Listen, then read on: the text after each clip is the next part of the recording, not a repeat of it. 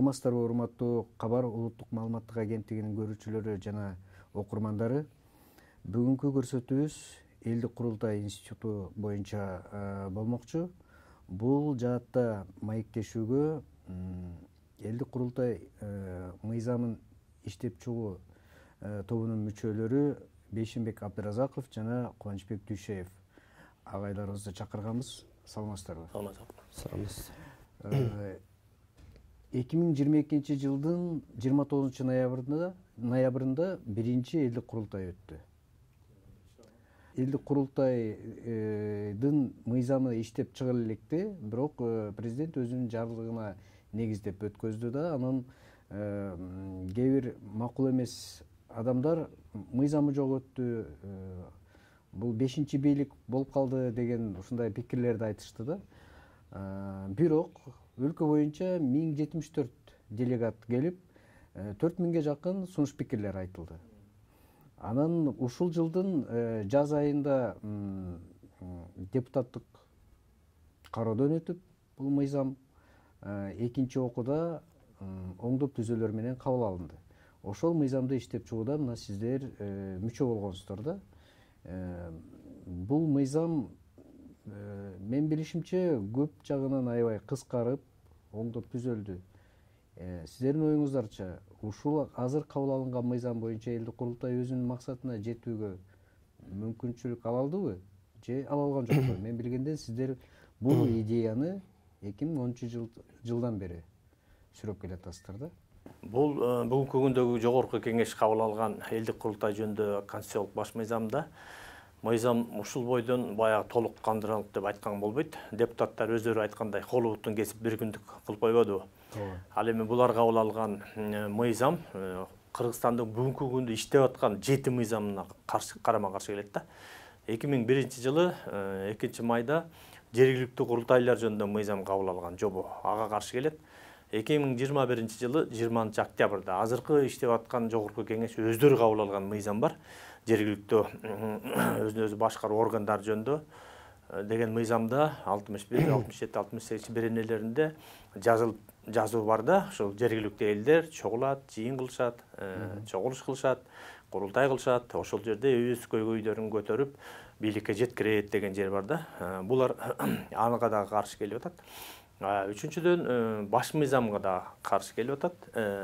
Баш мыйзамда дагы элдер, жарандар чыгып, өздөрүнүн көйгөйлөрүн көтөрүп, ачык түрдө көрсөтө алат деген жери бар да. Керек болсо пикет митингге чыга турган дагы укуктары бар да адамдардын, жарандык. Ага да каршы келип атат. Төртүнчүдөн бул жерде депутаттардын өзүтөрүнүн антына да каршы келет да. Анткени себеби депутаттар биринчи күнү депутат болоордун алдында ант берет. Мен эч убакта мыйзамдарды бузбайм, мыйзамга каршы келген мыйзамды кабыл албайм, элге каршы мыйзамды кабыл албайм деп. Бул жерде элге каршы мыйзам кабыл алынып атат да. Анан бешинчиден бул жерде эл аралык норма бар да, адам укугу жөнүндө. Мына буга дагы каршы келип атат да. Ушундай 7 нерсеге каршы келет.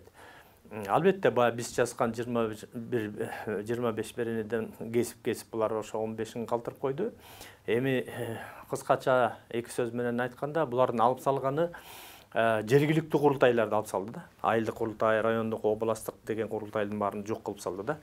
Анан алар жок болгондон кийин делегаттарды кантип шайлай турган болду. Анан азыркы мыйзам чыкты, уже кол койду, эч ким өзгөртө албайт да бүгүнкү күнү. Анан азыр мыйзам күчүнө кирди. Мыйзам күчүнө кирди, аны эч ким өзгөртө албайт. Ошон үчүн азыркы күндөгү түзүлгөн комиссия кыйналып атат да. Жергиликтүү курултай деп айта албай, азыр жанагы айылда, областта, райондо болгон жыйындарды элдин баягы өкүлчүлүктүү жыйындары деп атап атышат да. Жыйын деп эле. Жөн эле элдик жыйын деп атат, элдин өкүлчүлүктөрү жыйын деп айтып атат. Чыныгы келгенде баягы мурдакы мыйзам менен бул жергиликтүү курултайлар. Баягы 453 айыл өкмөттө 31 шаарда боло турган эле жер түрлүктүү курултайлар да. Анан булар баш мыйзамга салат этип атат. Баш мыйзамда республикалык курултай деген эле сөз бар. Жергиликтүү курултай сөз деген жок деп атат да. Ошого ылайыктуу анан булар баягы айылдык, райондук, областтык курултайдын баарын кесип салып атат да. Бул сөзүңүзгө аралашып, мисалы үчүн ушул мыйзамдарды иштеп чыгууда топтун мүчөсү болдуңуздар да. ушул курултайга делегаттарды шайлоо механизми иштелип, механизми да каралды беле? Бардыгы каралган да ал жерде. Булардын баарын жогорку кеңеш колубуттун кесип бир күндүк кылып салгандан ушундай пайда болуп атат да.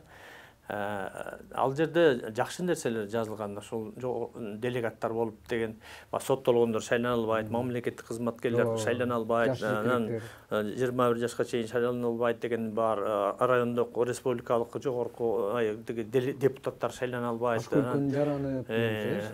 Кош жарандыгы барлар, соттолгондор шайланбайт деген жакшы жерлери бар да.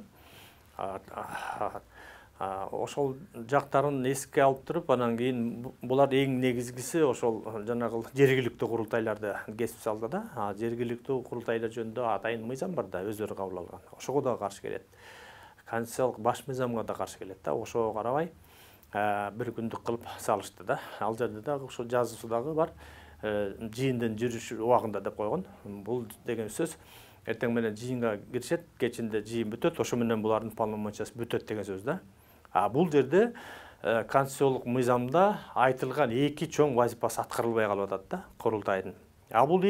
Бул жакшы жагы бар да, бул конституциялык баш мыйзамда. Бул элдик курултай мыйзам жазуу укугуна ээ да, сунуш кылууга жогорку кеңеш. Бул азыр деле бар. Азыр деле бар. Бирок бир күндүк кылып койгондон кийин алар кантип жаза алат? Мисалы үчүн мына 30 жылдан бери отурган биздин 5-6 жолку чакырылыштын депутаттары бир нормальный закон жаза албаса, анан булар бир күндө эмнени жаза алат деген сөз да. Мына биздин жогорку кеңештин депутаттарын деле кабыл алган мыйзамдарын карабайсыңар. 91-жылдан бери анализ кылсаңар, бир 70-80% мыйзам элге каршы да. Приватизация кылган, менчиктештирип алган, өздөрү бөлүп алган дегендер. Акыркы мыйзамдарды деле алсак, мына кече күнү гейлер жөнүндө мыйзам кабыл алыштыбы, 78 миллион бөлүп берди. Казино жөнүндө мыйзам кабыл алышты, эме жөнүндө мыйзам кабыл алышты. Элге каршы мыйзамдарды булар жазып атпайбы? Анан булар бир күндө келип эле кантип мыйзам жазып атат, бундеркинд болуп кетпесечи. Ушундай жактары бар да. Эми мыйзамдын жазуусунун өзүнүн механизми бар, өзүнүн жолу бар. Ал өтө оор жол. Анын деген 5-6 жерден баягы оценка кылып, баа берип, макулдашып, анан алып келет да. Анан бир күндө эле келе калып эле мыйзамды өткөрө албайт да. Ошол жагынан туура эмес болуп калды да. Мурдакы мыйзамдарда президенттин убактылуу өзүнүн жарлыгы менен чыккан мыйзамда ошондой болчу. Андан дагы жаман нерсеси, бул жерде мындай деген жазуу бар: курултайчылар эгер мыйзамды кабыл ала турган болсо, булар ошол мыйзамдын долбоорун курултай өткөрүп, бекитип, анан жогорку кеңешке жиберет да, анан жогорку кеңеш карайт деген жер бар. Бул жерде курултай бир жылда бир болуп атса, булар кантип менен мыйзамды жазат? Чогулта албайт да, бир жыл бою курултай болбосо. Анан бир күн болот да, анан булардын мөөнөтүн дагы бир жылдык кылып койгонда, келер менен таркап кетет да. Анан булар кантип мыйзам жазат? Курултай бүтөрү менен булардын укуктары мөөнөтү бүтөт, таркайт деп турат. Анан кантип мыйзам жаза алат да? Мына ошондой проблема бар да. Кочбек агай, Бейшенбек агай айтып атпайбы? Тиги мыйзам жазуу мүмкүнчүлүгү бар болчу деп. Бул элдик курултай боюнча мен депутаттар менен да сүйлөштүм. Алар эгерде парламент турса, элди шайлаган депутаттар турса, анда дагы бир институттун эмне кереги бар деген ойдо айтып атышат. Мисалы үчүн бул 5-чи бийлик болуп калышы мүмкүн. Ансыз деле бизде аябай чыгым көп, курултай өткөзүү үчүн, аларды кармап туруу үчүн, иштөөсүнө шарт түзүү үчүн дагы каражаттар керектир. Чындыгында эле ошондой эмеспи? Негизи мен бир аз курултай эмне үчүн керектиги жөнүндө баштап кетсем да. Бул курултай маселеси эмнеден улам келип чыгып отурат? Эң биринчиден бийликтин жоопкерчилиги жоктугунан, бийлик башындагылар, президенттер баш болуп жеп алып качып кетет, эч ким эч нерсеге жооп бербейт. Бир. Экинчиси, бийлик менен элдин ортосундагы ажырам өтө чоңоюп кеткен да. Байланыш жоголгон. Себеби шайлоо бүтөт, ошо менен эл өзүнчө, бийлик өзүнчө калып турбайбы. Анан бул жерде ошо кандай бийлик менен мамиле түзүлүш керек. Карапайым эл дагы баягы кайдыгер эмес, өздөрүнүн укуктары бар, милдеттери бар дегендейчи. Ошондон улам ата-бабанын жолун карап, башка мамлекеттерди карап, анан ушул курултай институту керектиги, зарылдыгы деп биз мына канча жылдан бери ушунун үстүндө иштеп келе жатабыз да. Анан бул жерде сиз айткан мыйзам, бул башаламан эле мыйзамды кабыл алып коюшту да жогорку кеңешчи. Түшүнбөстүк бут тосуу болуп атат да. Эми бул жерде мына жогорку биздин баш мыйзамда элдик курултай бул байкоочу, сунуш берүүчү, багыт берүүчү коомдук өкүлчүлүктү жыйын деп турат да. Эгер делегаттар бир эле күндүк укугу болсо, анан кантип байкайт, кантип сунуш берет, кантип багыт берет, кантип мыйзамды сунуштайт. Бул жерден баш мыйзамга бул элдик курултай мыйзам сунуштай алат. Жана соттордо кеңешинде өкүлчүлүгү болот. Бул баш мыйзамда көрсөтүлгөн. Жана бийлик бутактарында туура эмес иштердин туура эмес иштесе, алар боюнча дагы багыт сунуштарын бере алат деген. Бул баш мыйзамда турат да. Ушунун баардыгы кантип иштейт? Ар бир тирүү организм өзү буту колу болуп, ички органдары болуп, орду менен болгондо гана иштейт да. Бул өзү логикага туура келбей жатат да. Анан бизде бул жогорку кеңеш мыйзам чыгаруучу жана мыйзамдын аткарылышын көзөмөлдөөчү эң жогорку орган да. Анан бул элдик курултай мыйзамын биз сунуштаганыбыз 1,5 жыл булар карашты. Мыйзамдын долбоорун бергенден кийинчи. Анан 1,5 жылдын ичинде ушундай өйлүк мыйзамды алып чыккандан кийин бул жогорку кеңеш жөнүндө эмне деп айтсак болот да. Биздин өкүлүбүз ушул жогорку кеңеште отурат деп шайладык деп ошолорго ишенип отурсак да. Иштейби эми ошол. Анан бул жерден мыйзам сунуштайт дегенде, эгер жарандар мыйзам сунуштагыдай болсо, анда 10.000ден кем эмес кол топтошубуз керек да. Мына 10.000 кол топтобой эле курултайдын ичинен эле сунуш эле беребиз да жогорку кеңешке. Мына ошого дагы бут тосуу болуп атат да. Эми болушунча булар ачык айтышты. Мына Жанар Акаев, мына жаш биздин келечек үчүн күйгөн, жанган патриот деп ушундай кабыл алчу элем бул жигиттичи мен.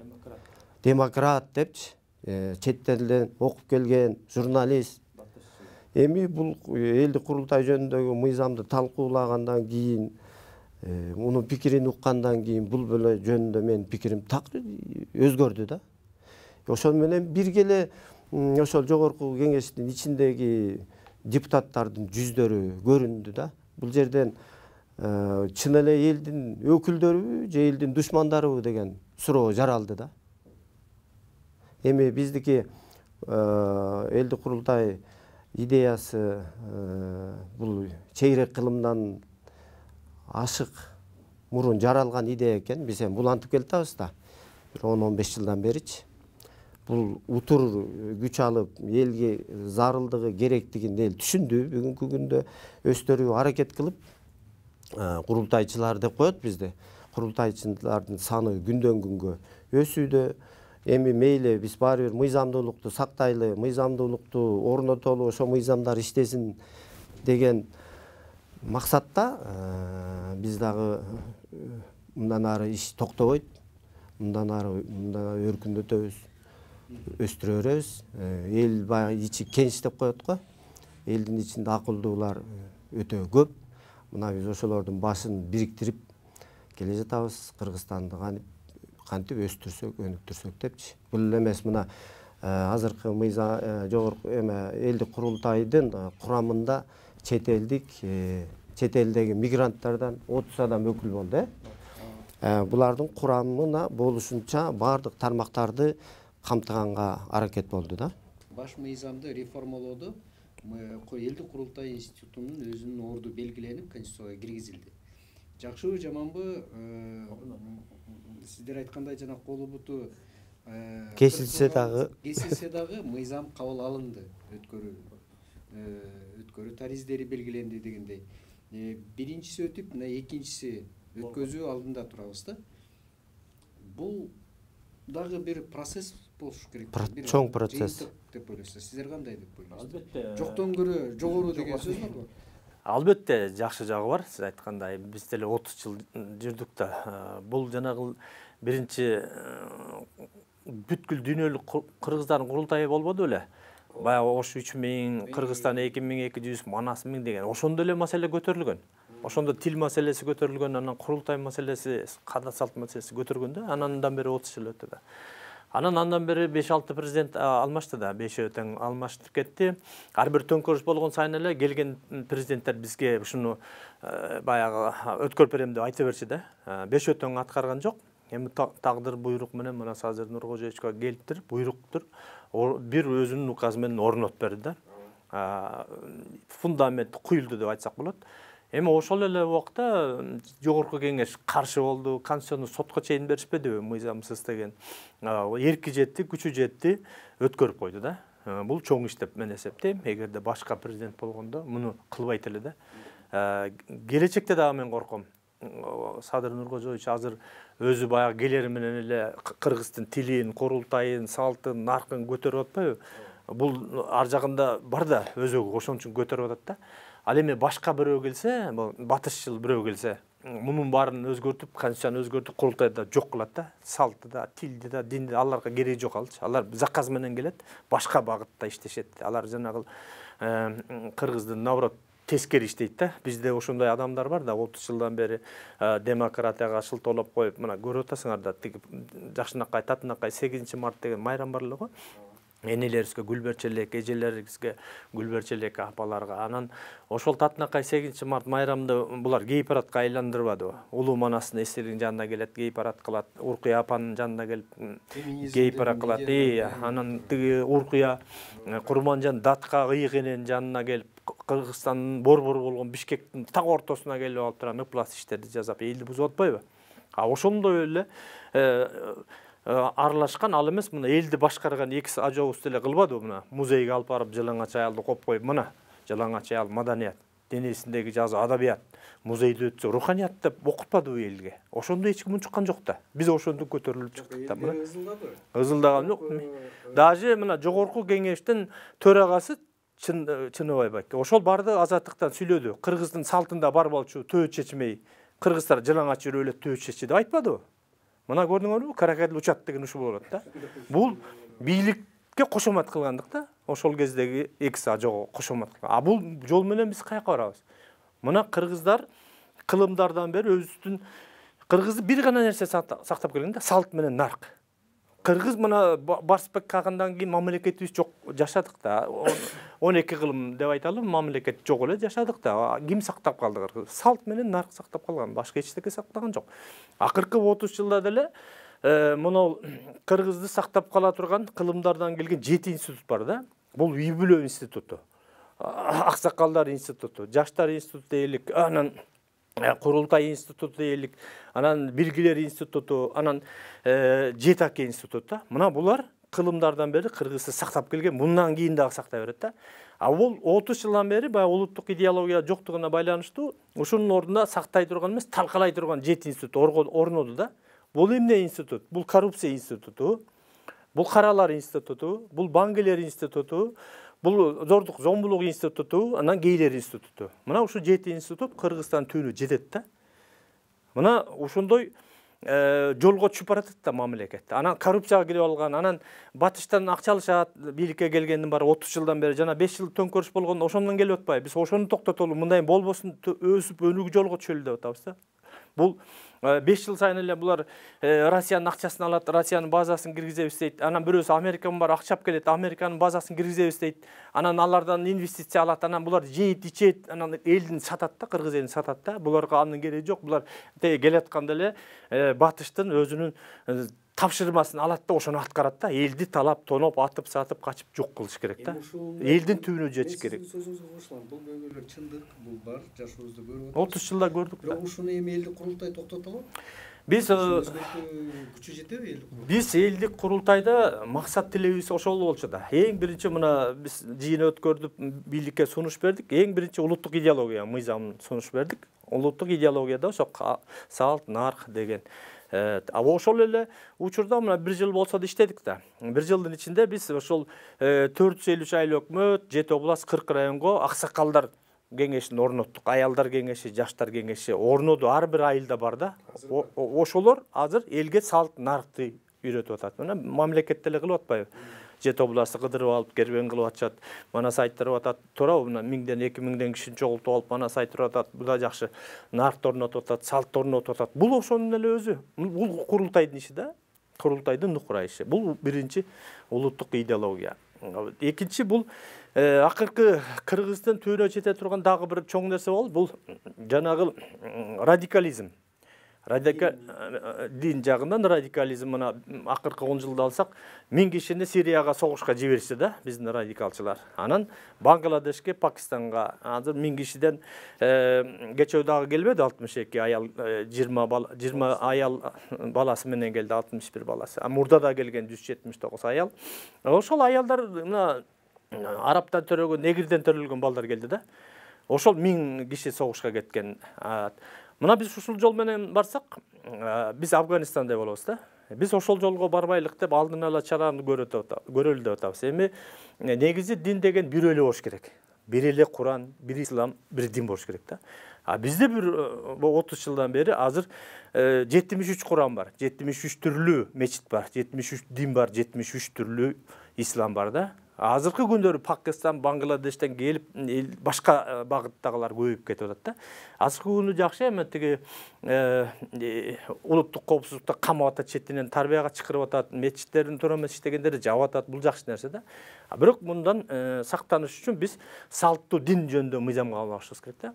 Салттуу динде мындай караганда эки сөз менен айтканда, бул Кыргызстан эгер асманда учкан ак шумкар болсо, ошонун башы илим билим болуш керек да. Оң канаты Кыргыздын салттуу наркы улуттук баалуулуктары болуш керек да, сол канаты салттуу дин болуш керек. Мына ошондо айкалышып учуп, анан ак шумкардай болобуз да. Бизге ошондой идеология керек да улуттук. Анан мына үчүнчү маселе бул Кыргыздын тарыхы дагы өзүңүз билесиз такталбай жүрөт. Даже Советтер Союзунун убагында бул эне сайлык 6 айлык кыргыздар менен азыркы кыргыздардын байланышы жок. Экөө эки башка эл деп айтып келет 100 жылдан бери. Ошону азыркы күнү наука, илим далилдеп атпайбы бир эл экенбиз. Мына R1, A1, Z93 деген Кыргыздын гепло группасы экенин далилдеди. Ага 7,5 миң жыл болгонун далилдеди, илим далилдеди. Муну эч ким жокко чыгара албайт. Бир эл бир журт экенибизди. Экинчиден бизди 70 жыл бою эсил кайран эстерди окутту да, силердин атаңар Ленин деп. Биз 70 жыл жүрдүк атабыз Ленин экен деп. 70 жылдан кийин билдик атабыз Ленин эмес экен да, атабыз Манас экен да. Эми жаңы алипе чыгарып, Манастын сүрөтүн коюп, атаң Манас улутун кыргыз деп жаңы мунду жаңыча тарбиялашыбыз керек да. Биз 70 жылдан бери эстердин идеологиясы менен жашадык. Анан 9 май сайын эле эстеп коебуз. 9 майдагы согушту. Анан 91 болду, эгемен болдук. Эгемен болгондон кийин деле могу 24 мартта каза болгондорду эстейбиз, Аксыда өлгөндөрдү эстейбиз, 7 апрелде өлгөндөрдү эстеп президентибиз бар бейис ойбаны корон окуп коет да. Ошол эле убакта биз ата бабаларыбызды эстебейбиз да. Мисалы үчүн Барсбек Каганды эмне үчүн эстебейбиз? Улуу кыргыз каганатын түзгөн. Ана бери келсек, мына 711-жылы мына Сафит Булан деп бизде азыр телевизордон да көрсөтүп атат. Бул жерде дагы тарыхты тактай турган нерсе бар да. Ала Тоо 24-төн көрсөтүп атат. Ошону Сафит Буланды көрсөтөт да, анан кийин арабтар менен бутпарастар келип арабтардын башын алган дейт. Ал бутпарас эмес, ал кыргыз ата бабабыз биздин. Мен ошол жерге бардым. 2272 арабтын башын алган кыргыздар болгон. Кыргыздар башын алган. Ошол күнү тарыхты билбегендин айынан кыргыздар барат экен да, арабтарга Куран окуп кетип калат экен да. Мен барып туруп ошол 2272 арабтын башын алган кыргыз ата бабаларга деп Куран окуп келдим да. Мына ошолтондой тарыхты такташыбыз керек да. Андан кийин алсак, булар 40 жылдан кийин 750-жылы өч алганы келген да. Бул мировой тарыхта бар, дүйнөлүк тарыхта мына Атлас согушу. Кадимки эле биздин таласта болгон согуш. Мына ошол жерде Кытай менен араб согушканда негизги ролду кыргыздар ойногон да. Кыргыздар ойноп, арабтар жеңип алган да. Анын үчүн биз эмне үчүн эстебейбиз? Мисалы үчүн мына ошону эстеп, Кореядан киши келип эстелик салып кетти да. Биз ошону 750-жылдан бери эстебедик. 14 кылымдан бери. Ошол кореец келип эстеп эстелик салып кетти, биз аны билбейбиз. Мына ушундай тарыхты тактай турган маселелер бар да, ушунун баарын курултайда тактап, бекитип койсок жакшы болот эле да, туурабы? Курултай институту бул негизинен ошол улуттук баалуулуктарды, Идеологияны, тарыхты, салты, өзүбүздүн бир идентификациябызды белгилөөгө жардам берүүчү багыт катары эле карап атасыз да. А бирок негизи, кечиресиз сөзүңүзгө каралжы, бул мисалы үчүн ушундай да ойлор айтылган.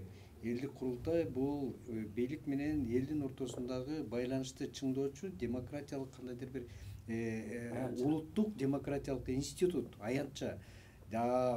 Коомдо улуттук өзгөчөлүктөн, мисалы үчүн кыргыз эле улутуна таандык эмес. Мисалы үчүн Кыргызстан 80ден ашык улуттун өкүлү жашайт да. Башка улуттун өкүлдөрү, социалдык көйгөйлөр, мисалы үчүн чындыгында эле ошол эл менен бийликтин ортосундагы байланыш, ошол эле депутаттар болсун, же болбосо аким, айыл өкмөтү шайланганга чейин элге башкача мамиле, шайланып жумушу бүткөндөн кийин такыр башка мамиле. Же болбосо чыныгы эле элдин арасындагы болуп аткан көйгөйлөр кандай негизде чечилип атат? Ошол жогорку бийлик бутактарына жетип атабы? Ошол эле президентке, министрлерге ушул байланышты түзүү мүмкүнчүлүгүн ачкан аянтча катары карашыбыз керек да. Мен мындай кененирээк айтам. Калыс аянтча. Калыс аянтча. Сиздин сөзүңүздөн болсо, биз бул улуттук гана Бул жерде баш жана сиз айтпадыңызбы, жогорку кеңеште теги кош 5-чи бийлик болуп калат, анан акча кетет. Ушундай ойлор айтылган. Ушуну биротоло жооп бере кетейин. Баш мыйзам бар, туурабы? Баш мыйзамга барыбыз баш ийбиз. Баш мыйзамда жогорку кеңештин өзүнүн орду бар, курултайдын өзүнүн орду бар да. Анан экинчиден курултайды мыйзам кабыл алганда 9 негизги багыты бар да. Бул ошол мен айтып аткан жанагындай мисалы чоң стратегиялык маселелерди көтөрүш керек да. Майда Сиз айтып аткан бир багыт. Майда бир эле багыт. Бул жерде 9 багыт бар. Мисалы үчүн мына биринчи курултайды өткөздүк. Жакшы жаманбы өлкө боюнча делегаттар келди. 1074 делегат келди. 4000ден ашык сунуштар айтылды. Президент өзү угуп отурду. Алардын алдында депутаттар, министрлер отурду. Алар менин билгенден 3 күн бою эл менен түздөн түз байланыш болуп, ар бир берилген суроого жооп берилип, эгер жетишпей калса, анда жазуу түрүндө деп биз эмне жыйынтык алдык? Мына мыйзамды макул, биринчи жыйынтык бул мыйзамды кабыл алдык дейлик. Биринчи курултай өткөндөн кийин. Андан башка улуттук нарк маселе боюнча жакшыбы жаманбы, мына мамлекеттик катчы кыргыз наркы деген бир кыймыл жасады окшойт деп ойлоп атам да. Себеби сиз айткандай жана манасчылык өнөрү, тарых өнөрү бир аз күчтөнгөндөй болуп атат. Эми калган маселелер боюнча мына дин, сиз абдан туура айттыңыз. Кыргызстанда бир эле дин болуш керек деп. Бул салттуу жанагы ислам дини. Башка көп агымдар бар. Эми азыр байкап атабыз да, мисалы үчүн ошол эле Facebook'тан теңирчи, анан кийин араб кол деп экиге бөлүнүп алып, ошол эле жанагы зомбулук, бир чындыгында бул зомбулук да бар. Аялдардын мына кулак мурду кесилген, же болбосо ажырашып таштап кеткен, баласын карабаган, аялдарды кордогон көп немелер, окуялар көрүп алып атабыз да. Ошого каршы чыгып аткан митингдер да болуп атат. Бир жагы караганда туура. Экинчи жагы биздин күйөөмө баш ийбейм, кайната кайнеме чай койбойм деген, сиз айткандай гей, жанагы аял аялга, эркек эркекке үйлөнсө болот деген идеяларды да кошуп жиберип атышат. Биз тууган бир тууганга үйлөнсө болот. Баарын тактап, талдап, жанагы данын ыпырынан арылткан ушул элдик курултай болуш керек. Биз кандай жыйынтык алдык? Негизи эң туура байкап жатасыз да. Бул көйгөйдү баарыбыз көрүп турабыз. Мени тынчсыздырганы, мына биз советтин тарбиясын алдык. Бүгүнкү күндө ушул жашка келдик, 60-тын кырына. Бирок ушу өткөн жылдарда балдарыбызга биз кийинки муунга багыт бере алган жокпуз да. Эң негизги багыт курсаң тойгуз, акча тап деген багыт бердик. Эгемендик алганыбызга 32 жыл болду. Ошол бала 32 жашка чыкты да. Ошол кездеги 15 жаштагы баланын деле аң сезими ошол 32 жылдагы жашка чыккан баланыкындай дейм да. Ошол мунун 32, 15, 47 алды 50-ге келди да. Мына биздин артыбыздан сүрүп келди. Ушу сиз айткандар жаштардын ичинен радикал жаштар өтө көп чыгып атат да бүгүнчү. Кээ укпаган, бири-бирин укпайт. Бирөө батышты колдойт, бирөө чыгышты колдойт, бирөө мына жогоруда Бейшенбек мырза жогору неме баса белгилеп айтып өттү да. Эми биз деле жашыбыз келип калды, жылдык артыбыздан сүрүп келатат. Ушул чыккан муун бир пикирге келип бир жашай алышабы деген суроо күндө менде пайда болот да. Ушулар кантип жашап кетет, мамлекетти кантип кармап калат. Анан биздин тынчсызданып монтип аракет кылганыбыз ушулардын бир башын кошуп, жок десе бир чыйыр салып берели деген иштерди жасап атабыз да. Кудайга шүгүр, мына президентибиз келип мына биринчи эле келгенде ушул бул боюнча биринчи указын чыгарды да. Руханий өнүгүү жана улуттун руханий өнүгүүсү жана дене тарбиясы депчи. Бул кандайдыр бир иштеп баштады. Манас театры болду. Бул манасчылар дагы жаштар абдан жакшы иштерди алып барып атат. Эми мындан ары карай тарыхтан сабак алышыбыз керек да. Ата-бабалар ушу курултайларды өткөрүп, ушу мамлекетти сактап келген далилдер көп эле болуп атпайбы? Мына биз азыр ошол эле муну көптөрү баягы орто кылымга кетип калдыңар арт жака деген көп сөз, сын пикирлер айтылган. Мына биз 2010-жылдан бери ушу системди ушул иштеп келатабыз деп атпайбызбы?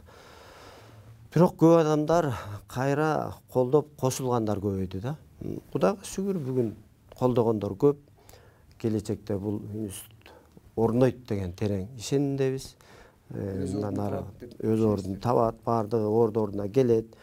Бизде бүгүнкү күндө намыс эрди өлтүрөт. Сөзүң өлгүчө өзүң өл. Сөз аткан ок. 3 эле нерсени иштетеличи Кыргыздын. Анан ушуларды ордуна алып келсек, Кудай буйрса, мына балдарыбыздан да жакшы балдар чыгып атат. Ушул жолго салып берели деген терең ишеничтери бар. Кыргызда бир аябай жакшы сөз бар айтылган. Көч бара-бара түзөлөт. Анан бул курултайда эң негизгиси бир муз жылды да. Жаманбы, жакшыбы мыйзам кабыл алынды да. Мына сиздер ушуну айтайын деп атам да. Мына сиздер мына былтыр ушул идеяны сүрөмөлөгөн топ катары, өмүрүн арнаган адам катары, жана ошол мыйзамдарды иштеп чыгууда катышкан, түздөн-түз катышкан адам катары биринчи өткөзгөн курултайыбыздан эмне жыйынтыктарды алдык, эмнени биз эске алышыбыз керек мына экинчи курултайда сиздердин оюңуздар. Ушул менен анан биз бүгүнкү бир кыска маегибизди жыйынтыктасак да. Эми биринчиден чоң тарыхый иш деп айтышыбыз керек. Курултайдын орну ошол эле өзүнчө бир чоң тарыхый иш. Бул негизги маселе болчу. Келечекте бул Кыргыздын өсүп өнүшүнө чоң жакшылык алып келет. Бул баягы Кыргыздын адилет, акыйкат башкаруусуна алып келет да. Бул курултай деген эмне? Курултай деген бул элдик бийлик, элдик башкаруу, элдик демократия, элдин үнү. Бул атабыздан калган мурас, Манас атанын мурасы да. Манас атабыздан кийин 7000 жылдан кийин кайра башкаруу системасы орноду да Кыргызстанга. Бул өтө чоң жетишкендик да, баалаган кишиге, бартаган кишигечи.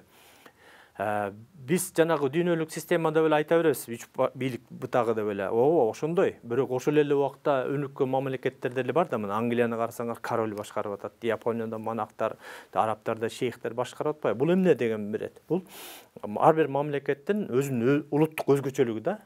Мамлекетти түзүүдө, башкарууда, эл менен болгон мамилесинде мына биздики курултай. Бул ата-бабадан кылымдардан бери келген нерсе да. Биз муну курултайды көздүн карайындай сакташыбыз керек. Сактап, мен өткөндө дагы сунуш бердим эле, эндиги жылы 24-жылы Кыргызстан АЭС болгон 100 жылдык болот. Ошондо бүткүл дүйнөлүк кыргыздардын курултайын өткөрүп, кыргыздарга 2200 жыл эмес, 7500 жылда бекитип, мисалы үчүн. Экинчиден кыргыздардын тарыхын бекитип, үчүнчүдөн курултайды ЮНЕСКОдан өткөрүшүбүз керек да. Бул адамзаттын башындагы эл менен бийликтин ортосундагы элдик демократия, алгачкы эл башкаруу, бул дүйнөдөгү эң биринчи система. мамлекет башкаруудагы демократиялык системада. Ушуну кыргыздардын атынан биз көтөрүп ЮНЕСКОга киргизсек, бизде ошол эле түрк элдери, көчмөн элдер бүт баары колдоп кетет да, өтөт да, бул Кыргыздын тарыхында калып калат. Бул Кыргыздын мамлекет башкаруу системасынын өзгөчөлүгү. Мамлекет түзүү системасындагы бир чоң институтта бул аябай чоң институт. Бул керек болсо дүйнө бизден алганда бизгилер отрицать этип атышпайбы? Баягы мыйзам бар. Парламенттин деле маңызы ошондо да. Элдик өкүл келет, элдин көйгөйүн Бул Кытай деле, эме деле ошондо да. Биздин курултай Кытайды кыттыкчу. Ылайыктуу мыйзам жазып, мыйзам Азыркы жогорку кеңеш болсо мыйзам чыгаруучу, көзөмөлдөөчү, элдин өкүлү болуп баарын бир жерге топтоп алып атышпайбы? Анан монстр болуп кетип атпайбы? Бул азыркы жогорку кеңештин депутаттары жанагы тендер, анан кадр маселеси менен киришип кетишип, анан элге жаман көрүнүп калып атпайбы? Анан улам эме болуп атпайбы? Азыр моноо менен Кудай буйрса оңолуп кетебиз да, курултай менен. Мына 25-26 ноябрда 4000 көйгөй деп едик. Ошонун 2000 чечилди да бүгүнкү күнү. Телевизордон көрсөтүп атпайбы? Жакшы жыйынтык да. Мына 200 ашык мектеп салынып атат, 800 километрден ашык жол салынып атат. Суулар таза суу, ичкен суу салып атат. Ал эмес эл унутуп калган аэропорттор салынып атпайбы? Таласта, Нарында, Көлдө деген. Курултайда айтылган нерселер да. Мына ушунун бардыгы чечилип атпайбы? Бул ушундай темп менен кетсе чоң жакшылыгын берет, үзүрүн берет. Анан келечекте Кыргыз биз бул 30 жылдан бери багы белгисиз маршруткадагыдай болуп атабыз да. Белгисиз жака эле кетип атабыз да. Жана арабтар чөлдү 40 жыл темселегендей темселеп эле баягы точкага келдик да бизче. Эми точкадан башташыбыз керек. Кыргызстандын акыркы 100 жылда 3 варианты бар да, өсүп өнүгө турган жолу. Биринчи жолу биз радикализм, экстремизм, терроризм жолуна түштүк, биз Афганистандай мамлекет болобуз да. Экинчи жолу биз мына 30 жылдык тарыхыбызды, үчтөн көрүштү өткөрбөдүкпү? Өрттөдүк ак үйдү, анан 500 киши каза болду, анан камалды, 5 президент качып жүрөт. Ошол жол менен кетсек, биз Сомалиде болобуз да, жок болуп кете турган мамлекетте болобуз. Бизде башка жол жок, издебеш керек, убакыт коротпош керек. Бир гана жол бар, кылымдарды карткан атабан жолуна түштүк. Салттуу, нарктуу, ооматтуу, дөөлөттүү, улуу Кыргыз каганатындай мамлекет болобуз да. Башка жол жок, ушуга барышыбыз керек. Ири отуруп түз кеңешкенди барышыбыз керек. Ири отуруп түз кеңешкенди үйрөнүшүбүз керек. Кеңешип өскөн бармы го? Укканды үйрөнүшүбүз керек. Бул абдан туура бай. Сиздерге чоң рахмат. Саламатта болуңуздар.